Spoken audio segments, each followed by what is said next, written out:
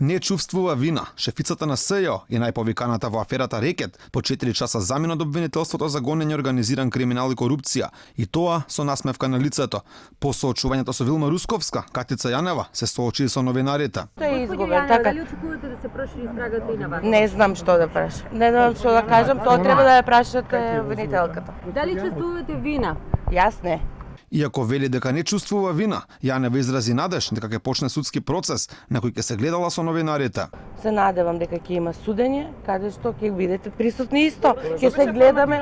Јанева отиде и контра обвинителството за гонење организиран криминал и корупција, велејќи дека телефонот кој првично беше кажано дека го загубила, а подоцна беше пронеден кај девојката на незиниот син, не бил форматиран. Мојот не е форматиран.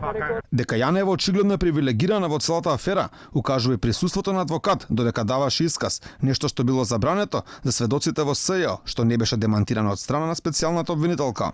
Сведок, па тоа не е забрането, можам додам, јас имам правни консултанти секој пат. Вие во СЈО имате забранувано сведоци. Како? Во СЈО биле забранувани сведоци за адвокати. Сведоци со адвокати.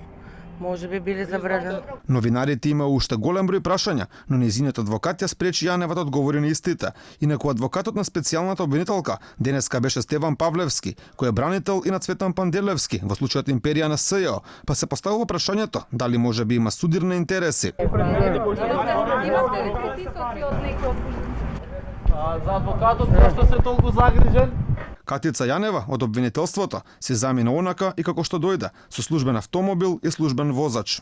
Исказот на Јанева во обвинителството за гонење организиран криминал и корупција траеше нешто повеќе од 4 часа. Таа тука беше како сведок, а дали во понатамошниот дел од постапката ќе биде осомничена, останува да видиме.